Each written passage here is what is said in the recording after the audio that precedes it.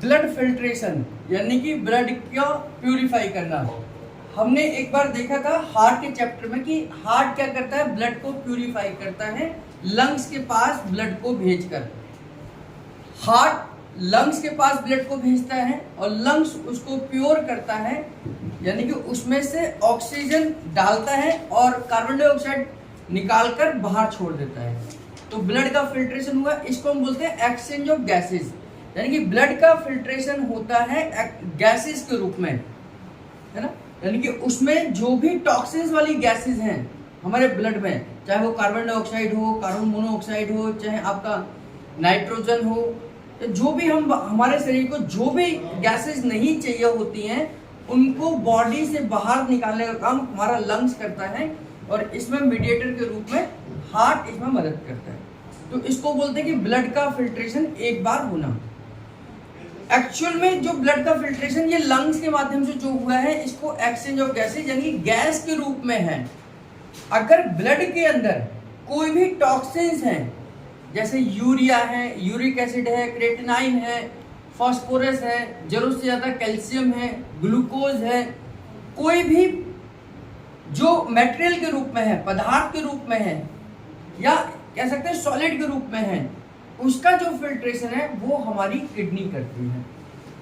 इसीलिए इसको हम एक्सक्रीटरी सिस्टम भी कहते हैं, यानी कि उत्सर्जन संस्थान, उत्सर्जन तंत्र, यानी कि जो हमारे चीजों को, टॉक्सिन्स को बॉडी से बाहर निकालने का काम करती है। तो ब्लड हमारा दो जगहों पर फिल्टर होता है। पहली आपने पढ़ा था कि हार्ट लंग्स को ब्लड भेजता है और वहां से लंग्स उसमें से जो भी हमारे टॉक्सिन्स हैं गैसेस के रूप में उनको बाहर निकाल देता है और ऑक्सीजन को ब्लड के अंदर डाल देता है। दूसरा जो ब्लड का फिल्ट्रेशन वो किडनी के अंदर होता है। किडनी क्या करती है, आपके ब्लड को फिल्टर करने का काम करती है। उसी प्रकार से करती है जैसे एक चाय की छन्नी चाय को छानती है। जब हम चाय बनाते हैं तो उसके अंदर चाय की पत्ती भी होती है, अदरक भी होता है, इलायची भी होती है, बहुत सारी आयुर्वेदिक चीजें भी हम डाल देते हैं।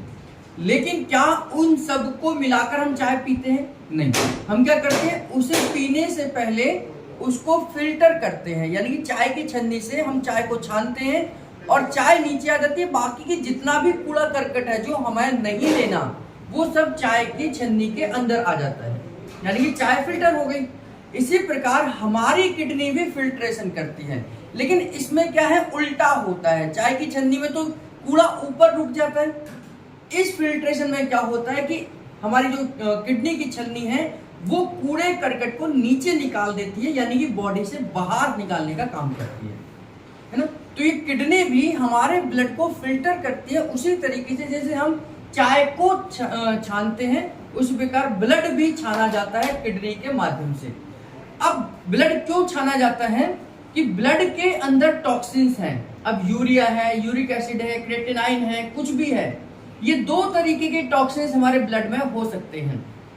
पहला टॉक्सिन्स जिनको हम आर्टिफिशियली खा रहे हैं, यानी कि हमें पता है कि ये टॉक्सिन्स हैं फिर भी हम खा रहे हैं। जैसे आपने देखा होगा कि बर्फी के ऊपर, यानी कि मिठाइयों के ऊपर एक फॉइल चढ़ी रहती है, एक फॉइल चढ़ी रहती है जिसको सिल्वर की फॉइल कहते हैं। ये टॉक्सिन्स हैं, ये हमें मतलब बॉडी को कोई बेनिफिट नहीं है उससे, लेकिन हम फिर भी खाते हैं क्योंकि टेस्ट है ना। जैसे हम मैंगो शेक पीते हैं तो मैंगो शेक में मैंगो कम होता है, उसमें एडिबल कलर ज्यादा होते हैं, केमिकल ज्यादा होता है ना। जैसे हम पेप्सी पीते हैं, बहुत सारे केमिकल से पेप्सी बनती है ना। तो इसी जैसे हम कुछ चीजें ऐसे खाते हैं, जैसे हम चाउमीन खा रहे हैं तो उसमें एजिनोमोटो होता है, तो वो हमारे लिए कैंसरस है, यानी कि वो भी टॉक्सिन्स हैं। तो ऐसे खाद्य पदार्थ जिनको हम जानबूझकर इनटेक कर रहे हैं केवल स्वाद के रूप में, उनको हम बोलते हैं कि हम बाहरी रूप से टॉक्सिन्स को अंदर कर रहे हैं, है ना। जैसे आजकल देख रहे हैं कि सेब के ऊपर वैक्स चढ़ा देते हैं क्योंकि सेब ऑक्सीजन के संपर्क में ना आए और वो काफी दिनों तक ताजा तरोताजा दिखाई दे, वैक्सिंग हो जाती है सेब की, है ना। तो अब वो जो भी खाएगा उसे काट के तो वैक्स हमारे शरीर के अंदर जाएगा, तो वो भी क्या है, एक तरीके से टॉक्सिन्स हैं। ये तो हो गया कि जिन्हें हम जाने अनजाने में खा रहे हैं केवल टेस्ट के रूप में। अब कुछ टॉक्सिन्स ऐसे होते हैं जो हम खाना खा रहे हैं, चाहे आप सब्जी खा रहे हैं, दाल खा रहे हैं, सलाद खा रहे हैं, तो इनके डाइजेशन होने पर, इनके डाइजेस्ट होने पर कुछ वेस्ट प्रोडक्ट बनता है। जैसे हम घर सब्जी लेकर आते हैं तो सब्जी में से हम सब्जी को काटते हैं तो कुछ कूड़ा निकलता है, तो यानी कि जो हम सब्जी लेकर आए उसके काटने के बाद जो कूड़ा बचा वो हमारे लिए वेस्ट है, तो वो सब्जी का कूड़ा। तो हम जो खाना खाते हैं, दाल है, सब्जी है, चावल है, रोटी है, सलाद है, तो इनके डाइजेस्ट होने पर भी, इनके छोटे छोटे मॉलिक्यूल में तब्दील होने पर भी कुछ बॉडी वेस्ट बनाती है, उन्हें बोलते हैं हम बॉडी का वेस्ट, यानी कि organic waste product. Organic waste product का मतलब जिनको बॉडी खुद बनाती है किसी फॉर्मेशन में बदलाव लेने के लिए।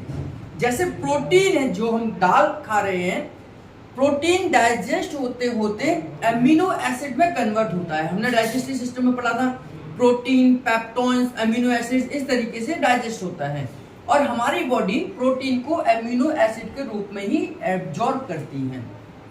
लेकिन प्रोटीन से एमिनो एसिड के बनने की प्रोसेस में यूरिया, यूरिक एसिड, ये दो खास वेस्ट प्रोडक्ट बनते हैं। जब प्रोटीन आपके इसमें अमीनो एसिड में कन्वर्ट होती है तो इस दौरान यूरिया सबसे ज्यादा बनता है, यूरिक एसिड सबसे ज्यादा बनता है। इसीलिए आपने सुना होगा कि जोड़ों में दर्द या किसी को यूरिक एसिड बढ़ा हुआ हो तो उन्हें दालें बंद कर दी जाती हैं, क्योंकि दालें अगर आप खाते हैं तो उनके परिणाम स्वरूप वहां पर यूरिक एसिड फॉर्मेशन होगा ही होगा। तो प्रोटीन मेटाबॉलिज्म का लास्ट प्रोडक्ट यूरिया और यूरिक एसिड होता है। तो यानी कि अब हम खाना तो छोड़ नहीं सकते, खाना तो हमें खाना ही पड़ेगा, पनीर खाना ही पड़ेगा, दालें खानी पड़ेगी, तो इनके भी वेस्ट प्रोडक्ट हमारे बनते हैं। तो आर्टिफिशियल रूप में लिए गए वेस्ट प्रोडक्ट और ऑर्गेनिक रूप में बॉडी के द्वारा बनाए गए वेस्ट प्रोडक्ट, अब ये कहाँ घूम रहे हैं? ब्लड के अंदर घूमते हैं। अब ब्लड इन वेस्ट प्रोडक्ट को लेकर घूमेगा, लेकिन ब्लड की भी अपनी एक क्षमता है कि वो कुछ लेवल तक ही तो लेके जाएगा। अगर उसके अंदर डेली हमारे वेस्ट प्रोडक्ट बढ़ते जा रहे हैं तो ब्लड धीरे धीरे क्या हो जाएगा? गाढ़ा होता चला जाएगा। तो ब्लड फिल्ट्रेशन, ब्लड घूमने में, सर्कुलेशन में उसे दिक्कत आएगी। अगर ब्लड के अंदर यूरिया या यूरिक एसिड बढ़ने लग जाएगा धीरे धीरे, तो ये जोड़ है, जैसे छोटी छोटी उंगलियों के बीच में गैप है, यहाँ जोड़ है, तो जोड़ों वाली जगहों पर ये यूरिया यूरिक एसिड जमा होने लग जाते हैं और धीरे धीरे फिर हमारे जोड़ों में दर्द आ जाता है। तो जब जोड़ों में दर्द आता है तो डॉक्टर क्या कहते हैं कि आपका यूरिया या यूरिक एसिड बढ़ा हुआ होगा, आप चेक कराइए। तो उस समय पर उनका मतलब ये है कि बॉडी के अंदर टॉक्सिन्स इकट्ठे होते जा रहे हैं और बॉडी उनको बाहर नहीं निकाल पा रही। तो बॉडी से टॉक्सिन्स दो रूप में सबसे ज्यादा निकलते हैं। पहला हमारा स्टूल के रूप में, कि हमने जो भी खाना खाते हैं, जो बॉडी डाइजेस्ट नहीं करती है, एब्जॉर्ब नहीं करती है, उसे स्टूल के रूप में बाहर निकाल देती है ना। अब जो टॉक्सिन ब्लड के अंदर मिक्स हो गए, अब ब्लड के अंदर टॉक्सिन्स को बाहर निकालने का काम हमारी यह किडनी करती है। किडनी ब्लड को फिल्टर करती है। अगर किडनी ब्लड को फिल्टर ना करे तो ब्लड के अंदर बहुत सारे टॉक्सिन जमा हो जाएंगे, और ये जमा टॉक्सिन्स कई हार्ट में जमा हो सकते हैं, लिवर में हो सकते हैं, जॉइंट्स में हो सकते हैं, और अनेक समस्याएं आपको, heart problem, liver problem, joints pain, सिर दर्द, ये स्किन डिजीज, ये सब आपको टॉक्सिन्स के जमावट होने की वजह से आते हैं।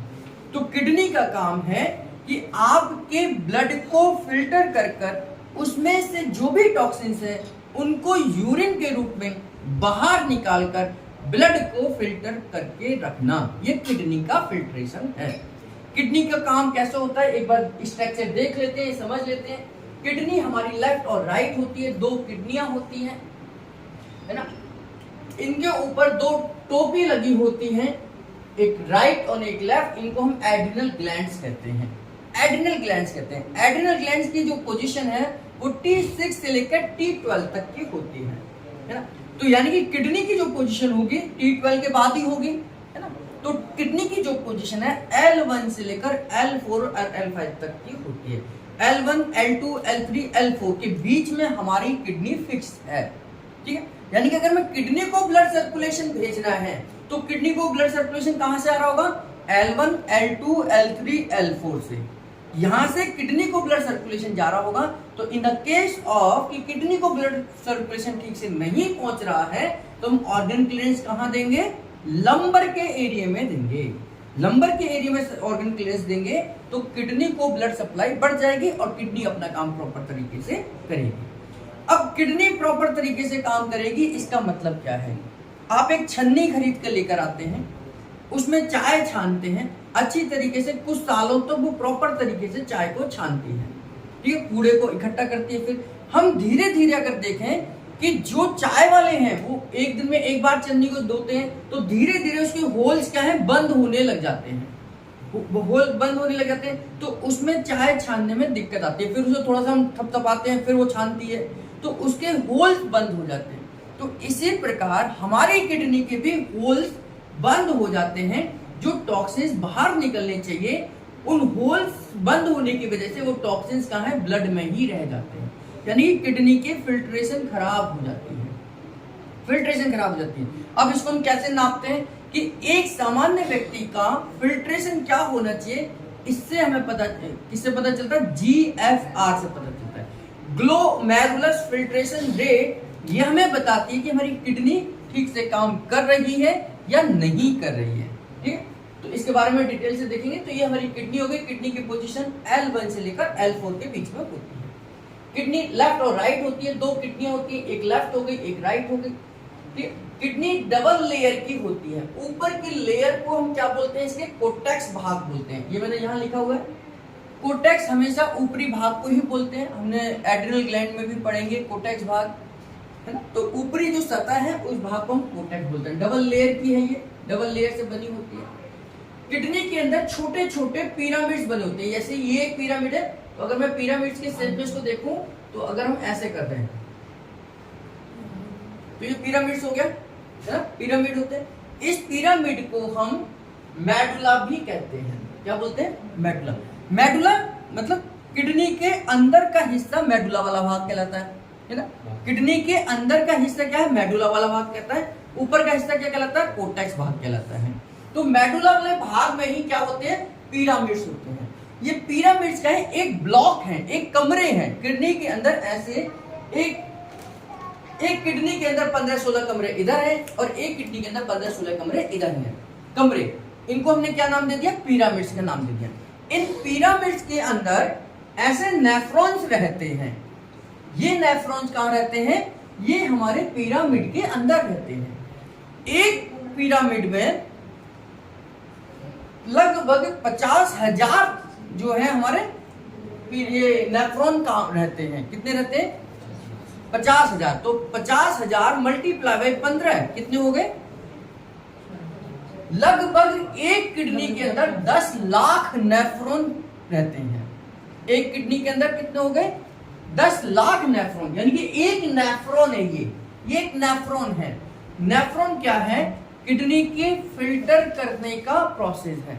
जैसे एक छन्नी जो मैंने आपको बताई थी, छन्नी जो चाय वाली छन्नी जो है, ऐसी ये छन्नी है किडनी की। इस छन्नी का नाम नेफ्रॉन है। ऐसी 10 लाख नेफ्रॉन, यानी कि हमारे 10 लाख छन्नियां हमारे यूरिन को फिल्टर करने का काम करती हैं और इसको कलेक्ट करके सारा का सारा यूरिन पास आउट करती है। एक बार रुको, है ना। तो ये जो कमरे हैं, एक किडनी के अंदर कितने कमरे हैं? 15-16 कमरे हैं। अब इन कमरों में कोई रहता होगा तो कौन रहता है? ये नेफ्रॉन रहते हैं। नेफ्रॉन रहते हैं। तो एक कमरे के अंदर कितने नेफ्रॉन रहते हैं? 50 से 60,000 70,000 नेफ्रॉन होते हैं। तो 15 कमरे हैं, तो मल्टीप्लाई बाय 50-60 कर देंगे तो लगभग 10 लाख नेफ्रॉन एक किडनी के पास होते हैं। नेफ्रॉन क्या है? नेफ्रॉन किडनी की सबसे छोटी इकाई है ना, सबसे छोटी इकाई। तो nephron is the functional and structural unit of kidney, यानी कि functional and structural unit of kidney. Kidney की सबसे छोटी इकाई को हम क्या कहते हैं? नेफ्रॉन कहते हैं, क्योंकि नेफ्रॉन ही ब्लड को फिल्टर करते हैं। नेफ्रॉन ही किडनी में ब्लड को फिल्टर करते हैं। अभी मैं आपको बताऊंगा कैसे करते हैं। और ये फिल्टर अगर खराब हो रहे हैं, यानी किडनी फिल्टर नहीं काम कर रही है, तो यानी नेफ्रॉन काम नहीं कर रहे हैं, ठीक है। तो 10 लाख लेफ्ट और 10 लाख राइट। तो इस प्रकार से 20 लाख नेफ्रॉन आपके यूरिन को बनाने का काम कर रहे हैं। आप जो यूरिन पास आउट कर देते हैं और हमें पता भी नहीं चलता, हम यूरिन को पास आउट ऐसे ही कर देते हैं, 10 लाख नेफ्रॉन से गुजरकर वो यूरिन पास आउट होता है, बनता है। अभी बताएंगे इसको। तो ये कमरे हो गए, कमरे के अंदर नेफ्रॉन्स हो गए, इनमें से यूरिन फिल्टर होकर बाहर निकलता है। जब ये बाहर निकलता है तो इस मेडुला की चोंच आप देख रहे हैं, ये चोंच है, ये चोंच है ना, इस चोंच के हिस्से को, इस चोंच के हिस्से को, सबसे ऊपरी हिस्से को हम पैपिला कहते हैं। क्या बोलते हैं? पैपिला। पैपिला का मतलब, पैपिला ऑफ मेडुला क्या है? पैपिला ऑफ मेडुला क्या है? अब ये तो बहुत छोटा पार्ट है, ये तो नेफ्रॉन, अगर मैं देखूं तो किडनी तो हमारी इतनी सी है, किडनी हमारी मैक्सिमम से मैक्सिमम इतनी किडनी है ना। इस एक किडनी के अंदर 10 लाख नेफ्रॉन है, तो बहुत छोटे स्केल पे ये नेफ्रॉन्स है। तो जब इसको बोलते हैं माइक्रोस्कोपिक स्ट्रक्चर ऑफ किडनी, इसको क्या बोलते हैं? माइक्रोस्कोपिक स्ट्रक्चर ऑफ किडनी, यानी कि इसे हम अपनी आंखों से देख ही नहीं सकते। इसको देखने के लिए हमें किसकी जरूरत पड़ेगी? माइक्रोस्कोप की जरूरत पड़ेगी। तो इसलिए इसको बोलते हैं माइक्रोस्कोपिक स्ट्रक्चर ऑफ किडनी, यानी किडनी का सूक्ष्मतम रूप। जब ये इकट्ठे हो होकर यूरिन को पास करते हैं तो इस पिरामिड की चोंच से यूरिन हमारा बाहर निकलता है। जिस जगह से बाहर निकलता है उसे पैपिला कहते हैं। पैपिला से होते हुए यूरिन हमारा पहले ग्रेटर कैलिक्स में पहुंचता है, फिर लेजर कैलिक्स में पहुंचता है, और वहां से होते हुए धीरे धीरे यूरिन हमारा हाइलम में पहुंचता है। ये हाइलम है। हाइलम एक ऐसी जगह है जहां से ब्लड वेसल्स एंटर करती हैं, लिम्फ वेसल्स एंटर करती हैं, और यूरिन यहीं से फिल्टर होकर बाहर निकलता है, किडनी से बाहर निकलता है। और धीरे धीरे यूरिन इकट्ठा होकर रीनल पेल्विस से होते हुए ये यूरेटर है। यूरेटर मतलब इसको बोलते हैं यूरिनरी पाइप।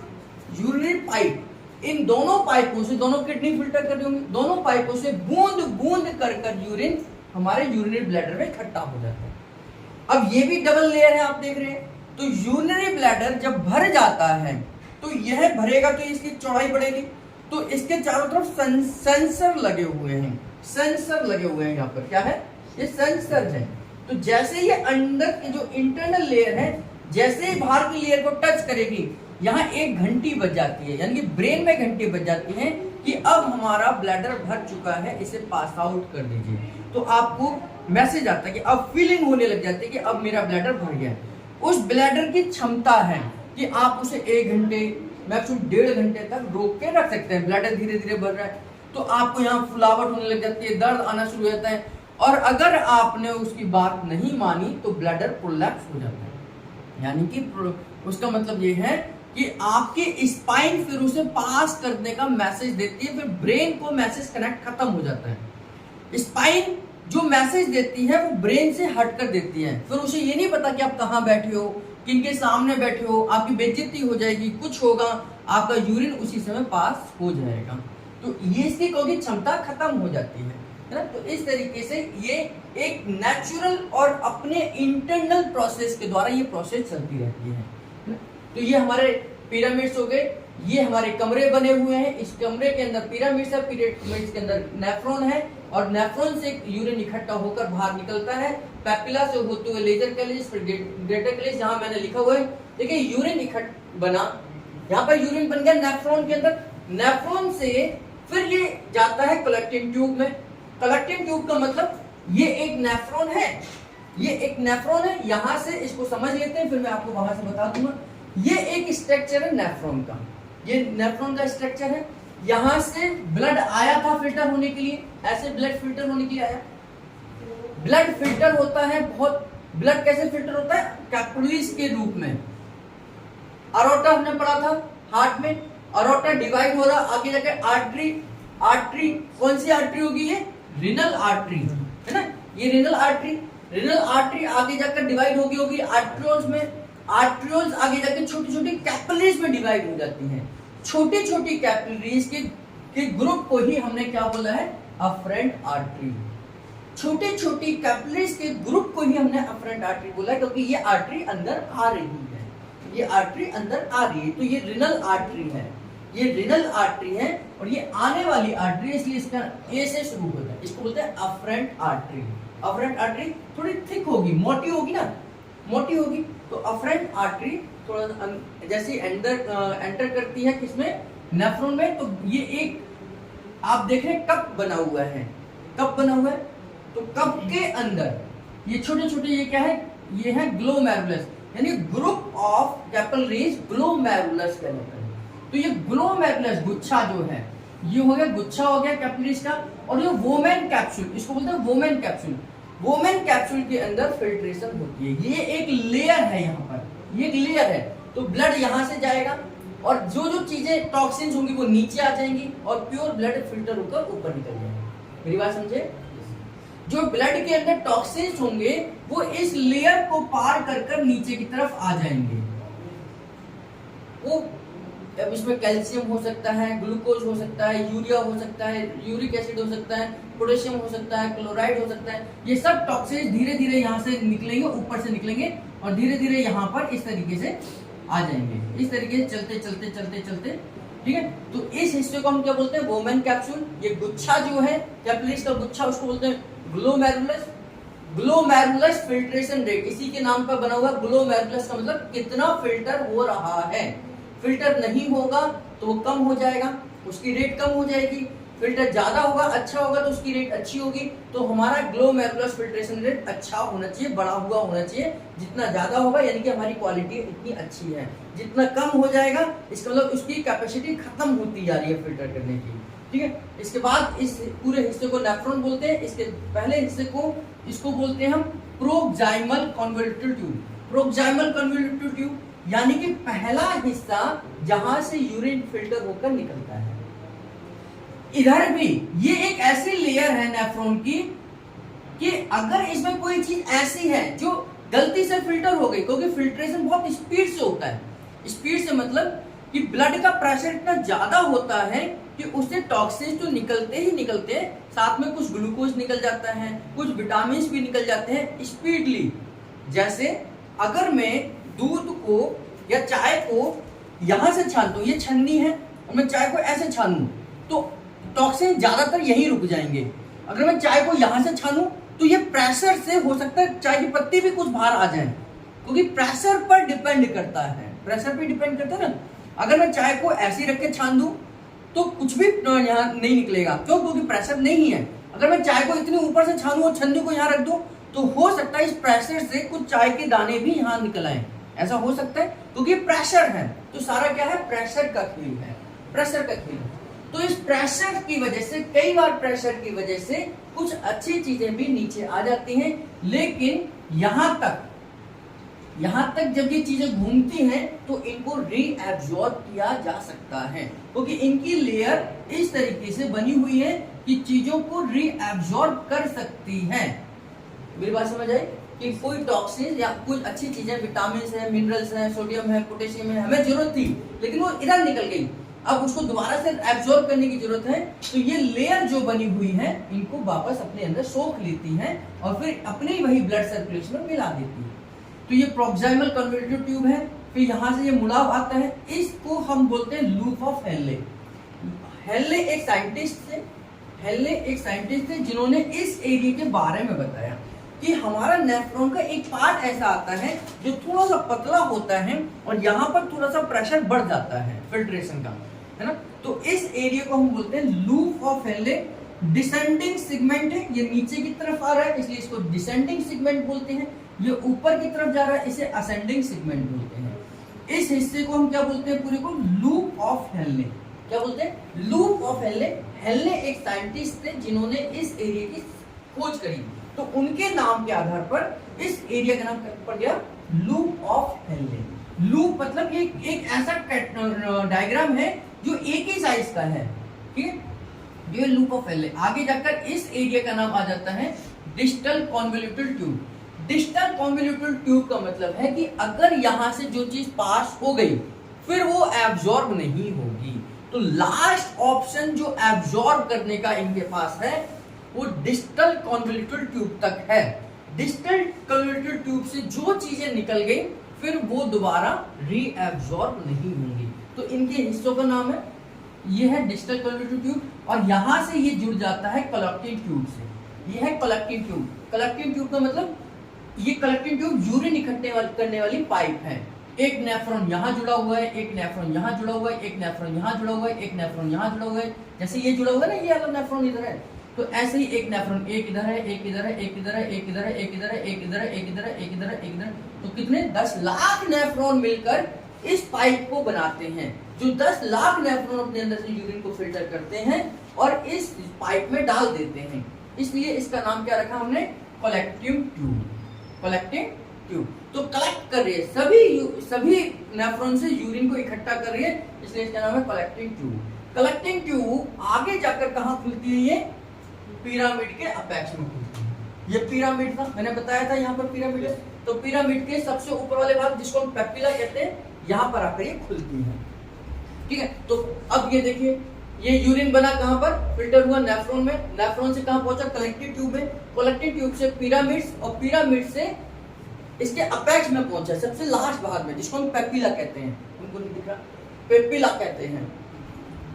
तो पेपिला क्या है कि पिरामिड का लास्ट भाग, जहां से अब यूरिन मेजर स्ट्रक्चर में जा रहा है। अभी तक जितने भी हमने यहाँ यूरिन की बात करी थी, ये था माइक्रोस्कोपिक स्ट्रक्चर ऑफ किडनी, है ना, किडनी को फिल्टर क्यों कर रही है, तो माइक्रोस्कोपिक स्ट्रक्चर से अब यूरिन जाता है मैक्रोस्कोपिक स्ट्रक्चर में। मैक्रो का मतलब बड़ा होता है, माइक्रो का मतलब छोटा होता है, तो माइक्रो से अब यूरिन कहां पहुंचा, मैक्रो में। मैक्रो में कहां कैसे पहुंचता है, माइक्रो और मैक्रो के बीच की कड़ी क्या है, पेपिला ऑफ मेडुला। माइक्रो और मैक्रो के बीच की कड़ी क्या है, पेपिला ऑफ मेडुला। मेरी बात समझ आ रही है, तो पेपिला ऑफ मेडुला से पेपिला को जैसे ही क्रॉस करेगा वो मैक्रोस्कोपिक में चला जाएगा, फिर ये जाएगा लेजर कैलिक्स, रास्तों के नाम है, यूरिन के निकलने के रास्तों का नाम है, तो लेजर कैलिक्स, फिर वहां से पहुंचेगा ग्रेटर कैलिक्स, और ग्रेटर कैलिक्स से होते हुए फिर ये यूरिन आ जाएगा यूरेटर में। यूरेटर मतलब यूरिनरी पाइप में। अब यहाँ से यूरिन इकट्ठा होकर बूंद बूंद इकट्ठा होकर धीरे धीरे ये बूंद बूंद इकट्ठा होता है और हमारे यूरिनरी ब्लैडर में पहुंच जाता है। यूरिनरी ब्लैडर में चारों तरफ सेंसर लगे हुए हैं, जैसे ही यूरिनरी ब्लैडर में भरता है एक सेंसर बजता है और ब्रेन मैसेज देता है कि इस यूरिन को पास आउट करो, नहीं तो फिर आपको दिक्कत हो जाएगी। इसलिए कहते हैं कि नेचुरल कॉल्स को हमें रोकना नहीं चाहिए। कहते हैं ना, आपको छींक आ रही है, आपको वॉशरूम जाना है, आपको 1 नंबर जाना है, आपको 2 नंबर जाना है, ये नेचुरल कॉल्स हैं, तो इनको हमें रोकना नहीं चाहिए। अगर हम ज्यादा जरूरत से ज्यादा रोकने की कोशिश करेंगे तो ये अपने आप ही पास आउट हो सकते हैं, अपने आप ही पास आउट हो सकते हैं। और यूरिथेरा के माध्यम से इस यूरिन को हम पास आउट कर देते हैं। फीमेल के अंदर भी यूरिथेरा है और मेल के अंदर भी यूरिथेरा है, यानी कि यूरिन को पास आउट करने का पार्ट है और इसके द्वारा हम यूरिन को पास आउट कर देते हैं। इस तरीके से हमारी किडनी में फंक्शन होता है। आप ये देखेंगे कि हमने ब्लड सर्कुलेटरी सिस्टम में पढ़ा था रेनल आर्टरी के बारे में। मैंने आपको कंप्लीट सर्कुलेटरी सिस्टम जब पढ़ा रहा था तो उसमें कहा था कि एक आर्टरी हमारी किडनी के लिए निकलेगी जिसको हम रेनल आर्टरी कहते हैं। जैसे हिपेटिक आर्टरी के बारे में पढ़ा था, सिप्स के बारे में पढ़ा था, पोर्टल आर्टरी के बारे में पढ़ा था। मैंने कहा था कि अब एक आर्टरी नीचे से रेनल आर्टरी के लिए निकलेगी, यानी कि रेनल आर्टरी का मतलब कि यहाँ से ब्लड अब किडनी के अंदर जाएगा, दोनों तरफ से किडनी के अंदर जाएगा। अब किडनी इसको फिल्टर करेगी, फिल्टर कर बाहर निकालेगी, तो इसको हम क्या बोलेंगे, रेनल वेन। ठीक है, रेनल वेन किडनी से बाहर आती है और रेनल आर्टरी किडनी के अंदर जाती है। रेनल वेन किडनी से बाहर आती है, रेनल आर्टरी किडनी के अंदर जाती है। इसी को यहाँ पर हमने अफरेंट यानी कि आने वाली आर्टरी, इफरेंट यानी कि जाने वाली, यानी कि ये बाहर निकलने वाली, तो इफरेंट वेन और अफरेंट आर्टरी, इस तरीके से 2 नामों से हमने यहाँ पर इसको पहचाना है। हाइलम एक ऐसी जगह है जहां से हमारी blood arteries, renal artery, renal vein, lymph artery यानी कि लिम्फेटिक सिस्टम का जो भी पार्ट है या यूरिन बाहर आने का रास्ता है, ये सब हाइलम एक छेद बना होता है, वहां से ये सारी चीजें पास आउट अंदर बाहर होती हैं।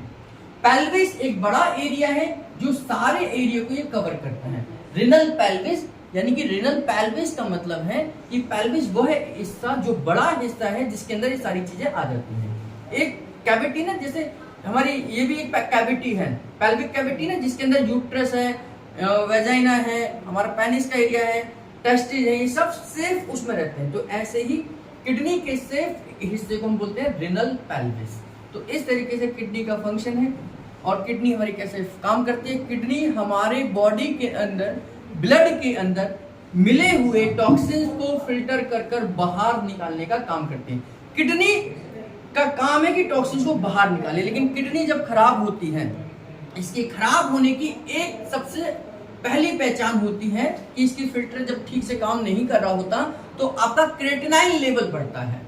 क्रेटिनाइन लेवल का बढ़ना आपकी किडनी की परेशानी को बताता है। क्रेटिनाइन हमारा 0 से लेकर 0.1 तक हो सकता है या 9 तक हो सकता है। बस 0 से लेकर 0.9 तक ही क्रेटिनाइन होना चाहिए। अगर आपका क्रेटिनाइन 1 से 3 के बीच में है तो किडनी आपकी 50% डैमेज हो चुकी है। किडनी आपकी 50% डैमेज हो चुकी है। अगर आपका यही क्रेटिनाइन लेवल 3 से 5 के बीच में है तो किडनी आपकी 99% डैमेज हो चुकी है। 90% तो हो चुकी है। अगर आपका क्रेटिनाइन 6 से 7 तक है तो अब आपको डायलिसिस की जरूरत है। डायलिसिस का मतलब है कि अब किडनी काम नहीं करेगी, अब आपको आर्टिफिशियली डॉक्टर के पास जाना पड़ेगा हॉस्पिटल। वहां एक डायलिसिस मशीन होती है, उस डायलिसिस मशीन का कनेक्शन आपके हाथ से जोड़ा जाता है और एक तरफ से ब्लड उस मशीन में जाता है। वह मशीन वही काम करती है जो किडनी करती है और उस ब्लड को फिल्टर कर कर दोबारा से आपको दूसरे रास्ते से अंदर डाल देती है। तो यानी कि एक तरफ से ब्लड जाता है, मशीन उसको फिल्टर करती है और दूसरी तरफ से ब्लड आपके शरीर में चढ़ता रहता है। तो इस तरीके से वही आर्टिफिशियली किडनी का काम अब हमारी डायलिसिस मशीन करती है। तो डायलिसिस मशीन से बचना है तो हमें अपनी किडनी को स्वस्थ रखना ही होगा। भगवान ने फ्री ऑफ कॉस्ट हमारी किडनी दी है। देखिए डायलिसिस की कीमत 4 से 5 हजार रुपए तक एक बार की हो सकती है। लोगों को हफ्ते में 2 बार या 3 बार भी डायलिसिस करने की जरूरत पड़ जाती है। यानी कि 15,000 रुपए एक हफ्ते का खर्चा और 1 महीने का 50 से 60 हजार रुपए खर्चा हो सकता है। और साल का खर्चा आप कैलकुलेट करेंगे तो हमारी किडनी बहुत महंगी है। तो इसको हमें स्वस्थ रखना है। इसको स्वस्थ रखने के लिए हमें टॉक्सिन्स कम से कम बॉडी के अंदर डालने चाहिए। चाहे वो नेचुरल तरीके से हम टॉक्सिन्स ले रहे हो, चाहे आर्टिफिशियली ले रहे हो, दोनों ही टॉक्सिन्स को कम रखिए। किडनी के ऊपर वर्कलोड कम रखिए, क्योंकि किडनी भगवान ने आपके खाने की चीजों को फिल्टर करने के लिए बनाई थी, ना कि आपके कोल्ड ड्रिंक्स को, पिज्जा को, बर्गर को। कभी कभार तो कोई बात नहीं, लेकिन लगातार हम गलत चीजें खाएंगे तो किडनी पर वर्कलोड बढ़ता है। हम एक दिन में 50 गोलियां खा रहे हैं, 10 सुबह, 10 शाम को, 10 दोपहर में। तो इन गोलियों को भी फिल्टर करने का काम किडनी का ही होगा, क्योंकि किडनी बॉडी के अंदर टॉक्सिन्स जमा होने नहीं देगी। तो किडनी का वर्कलोड बढ़ जाता है, धीरे धीरे किडनी डैमेज होने लग जाती है और किडनी से संबंधित कोई ना कोई समस्या फिर आने लग जाती है।